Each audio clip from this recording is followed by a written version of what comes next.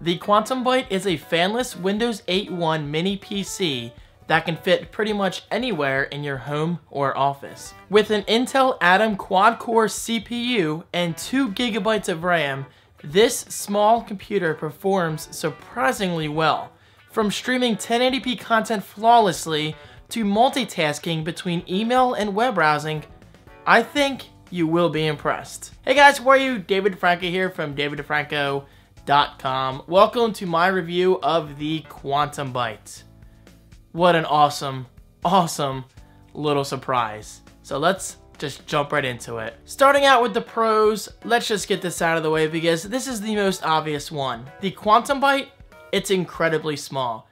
It is so small that it's actually smaller than your average external hard drive and just a bit bigger than my iPhone 5S. That's how small this thing is. Alright, so I will say the design is a bit awkward because of the external antenna, which is an interesting design choice, but that does not take away from the functionality of the Quantum Byte. If anything, it probably adds to it because you most likely get better reception from throughout your house. But thankfully, my router and my Quantum Byte just happen to be in the same room, right back there, my living room, and it works great. Okay, so getting into specs, the Intel Atom quad-core CPU. How does it perform? Well, I'm happy to say this. It does a great job, especially considering how I use my Quantum Byte. I actually use it as an HTPC, otherwise known as a home theater personal computer, for basically just that, home theater things like streaming music, streaming my videos via Netflix, YouTube. It does a great job overall. However, I do have to say this. I saw a tiny bit of lag in performance when playing YouTube videos within Google Chrome. Now, whether this is an issue with YouTube itself, the Quantum Byte, or Windows 8, it's kind of hard to tell because, well, videos played perfectly in a YouTube app called Hyper. So there is my recommendation. If you want to play YouTube apps on the Quantum Byte, I highly recommend you go that route. Again, it's called Hyper, and the app is 100% free, and it works very well. The design is nicely laid out, there are tons of features to take advantage of, and of course, you can sign into your YouTube account, which makes the experience that much better. Now, in terms of the 2 GB of RAM, yes, you may be thinking, well, David, that's not a lot of RAM, but you have to keep in mind, 1, the price tag, and 2, how much do you really expect out of a computer of that size? So, 2 GB of RAM, I found to be kind of the sweet spot. I was playing music on Pandora, I was streaming content in the background on Netflix and Hyper, and I was web browsing and answering emails. Just again, as long as you're avoiding YouTube videos within a web browser, just use videos in the third-party app, such as Hyper, or any of the other YouTube apps available in the Windows Store. Alright, so speaking in terms of I/O, otherwise known as input and output, what do we have? Well, we have 3 USB 2.0 ports, which is definitely very handy because I actually use one of those ports for a USB dongle. I love that word, dongle, for my Logitech keyboard and my Logitech mouse. And thankfully, the dongle is literally smaller than my thumb. So you plug it in and, well, you kind of forget about it. Okay, so speaking in terms of video, we have 2 options for connectivity. We have VGA, which I don't really recommend, as well as HDMI, which is obviously the better route to take. But with that said, at least we have the option. So if for whatever reason you're using HDMI for your main video output, you could use VGA for something else. And of course, the Quantum Byte does have an Ethernet jack, but I'm using Wi-Fi and that works great, as well as a headphone/audio jack, and even a built-in SD card reader, which honestly I never got around to using, but I'm assuming it works just fine. I mean, it's an SD card reader. What do you expect? Now, speaking in terms of wireless connectivity, what does the Quantum Byte offer? Well, it offers 802.11ab/GNN, as well as Bluetooth 4.0. Now, Bluetooth is a big deal with me because 1, I was not expecting it to be included in a computer, again, costing just less than $200.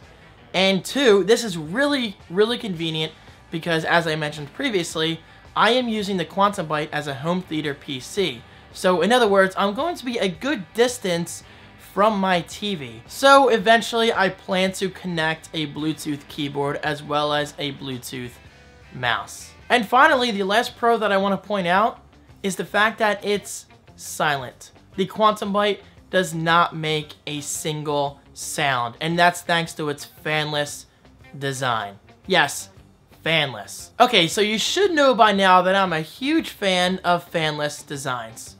A squirrel is running across the street. Yes, even human beings are distracted by squirrels. But yes, guys, I love fanless designs, especially starting out with my HP Stream 11. It was one of my favorite features about that notebook, and it's no different with the Quantum Byte. The fanless design means for a silent experience. And let's face it, that's very important if you plan to watch movies using the Quantum Byte. So I give huge props to Quantum Suppliers for pulling it off. Alright, so let's talk cons. As much as I love the Quantum Byte, it's not perfect. But what do you expect for a PC costing as little as it does? But you know what? With that said, guys, I only have 2 cons, and they're not a big deal at all. And the first one is the lack of USB 3.0 support. Does it matter? No. But would it have been nice? Well, of course. But honestly, guys, I don't really plan to connect any USB 3.0 devices to my Quantum Bytes.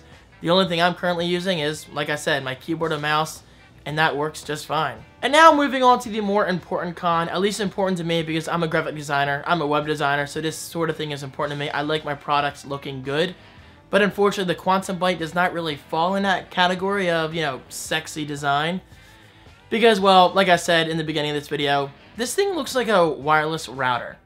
Which is not really a bad thing, and again, guys, I just gotta stress this. Not a big deal at all. It's just a very interesting decision in terms of overall design. So, the final verdict. Is the Quantum Byte worth it? For $170, at least as of this recording, without a doubt in my mind, yes. Performance is not stellar, but for $170, and considering it has a quad-core Atom CPU, and 2 GB of RAM, with Bluetooth 4.0, 3 USB ports, Wi-Fi, Ethernet, audio out, 2 video outs, why would you not get a Quantum Byte if you're looking for a home theater PC on a budget? Just go for it. You will most likely enjoy this little computer as much as I am. And don't forget, it's running Windows 8.1, and in my opinion, this is how Windows 8 is meant to be used.